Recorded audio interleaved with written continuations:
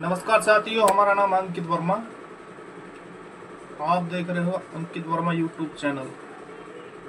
आज हम देखेंगे अंकित अवस्थी जी की वीडियो। आइए देखते हैं। सुर्खी बनी हुई है, लेकिन सेंसेक्स की गिरावट के साथ साथ अगर आपको ये जानकारी मिले, क्योंकि सेंसेक्स के साथ ये माना जाता है कि जब बाजार गिर रहा है के जो भाव में गिरावट आई है, ये बात अच्छा चांदी में भी गिरावट दर्ज की गई है। ठीक है, चांदी की 1 किलो की कीमत में 2930 रुपए की आज गिरावट दर्ज की गई है। वहीं सोने के अंदर 1039 रुपए की गिरावट आज दर्ज की गई है, जबकि भाव इतने अल्टीमेट तरीके से दोनों के ही बढ़िया चलने लग रहे थे। तो अब बात आती है कि ऐसा क्या होता है, कहाँ-कहाँ पर ये ट्रेड होते हैं। तो देखिए, तमाम प्रकार के जो ट्रेड्स हैं, चाहे स्टॉक मार्केट में हो, कमोडिटी, ये वस्तुओं का व्यापार है तो कमोडिटी के अंदर इसे ट्रीट किया जाता है। गोल्ड वगैरह को आप कमोडिटी के साथ-साथ ही ट्रीट करते हुए चलते हैं। ठीक है साहब? अच्छा, अब हम थोड़ा और आगे की तरफ बढ़ते हैं और इस बात पर भी चर्चा कर लेते हैं कि सर मैं स्टॉक्स परचेज़ करता हूँ और मैं कमोडिटी परचेज़ करता हूँ। कमोडिटी बोले तो आसान भाषा में सामान। सामान एग्रीकल्चरल गुड्स भी हो सकते हैं, वायदा कारोबार है ये एक तरह का, कि आपने इस पर थोड़ा सा और चर्चा कर लेते हैं। ये जो टाइप्स ऑफ मार्केट है ना, फाइनेंशियल मार्केट्स, स्टॉक मार्केट तो आप में से अधिकांश लोग इसलिए जानते होंगे क्योंकि इस पर हमने बहुतों बार सेशन किए हैं। Commodity market, bond market, forex market, derivative market derivative market पर भी खूब चर्चा हुई है। इन 3 मार्केट पर काफ़ी डिटेल में चर्चाएं नहीं होती हैं, लेकिन इनको भी आप सुन ही लीजिए।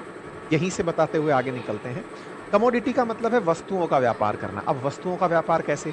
जैसे आप ऐसे समझिए कि आप में से किसी ने विचार किया कि मुझे आज 1 किलो 1 किलो तो क्या ही खरीदेंगे, 1 क्विंटल सरसों खरीदनी है। 1 क्विंटल सरसों का भाव आपने बाजार से मालूम किया कि साहब 100 किलो सरसों इतने की आ रही है। अब आपको 2 ऑप्शन दिए गए, या तो वो सरसों की पूरी बोरी आप अपने घर में रख लो, कि लाओ भाई दे दो, मैंने पैसे दे दिए, सामान पहुंचा देना। तो उसमें आपका आना जाना भी शामिल हो गया, सामान का ट्रैवल कॉस्ट भी उसके अंदर शामिल हो गया, नंबर 1। दूसरा तरीका क्या है?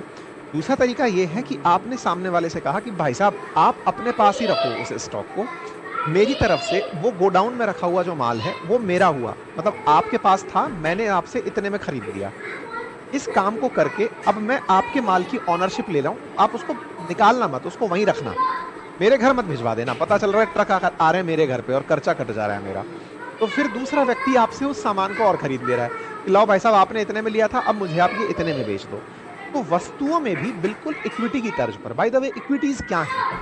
कंपनी की हिस्सेदारी है। उस हिस्सेदारी को मालिक को नहीं पता है कि कितने लोग आपस में बेच बेच के ट्रेड खेल रहे हैं।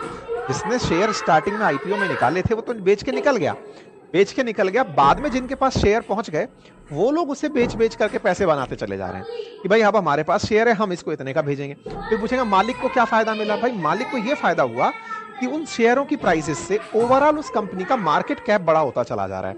जब उसने शुरुआत में 100 रुपए का शेयर निकाला था, आज वो शेयर 500 का है, तो उसके रिमेनिंग शेयर्स जो हैं उनकी वैल्यू भी तो 500 के हिसाब से कैलकुलेट की जाएगी। तो कंपनी भी इस तरह से खुश रहती है। कमोडिटी मार्केट में वस्तुओं का व्यापार हो रहा है। अब ये वस्तुएं तेल भी हैं, एग्रीकल्चरल गुड्स भी हैं, गोल्ड है, सिल्वर है, इस तरह की चीजें हैं। तो फिर बड़ा सवाल ये आता है, सर ये तो इक्विटी से ज्यादा बढ़िया है। क्यों? क्योंकि इक्विटी में तो आपने किसी कंपनी का शेयर परचेज किया, शेयर का मतलब है हिस्सा परचेज किया। कंपनी का मालिक तो मेरे को पहचानता ही नहीं होगा। लेकिन सर मैंने 1 क्विंटल अगर सरसों परचेज की या 10 ग्राम मैंने सोना परचेज किया, वो तो मेरा हुआ ना, वो तो मेरे साथ ही रहा, बहुत अच्छी बात है। लेकिन साहब आपका सोना या फिर जो सरसों आपने परचेज की है, ये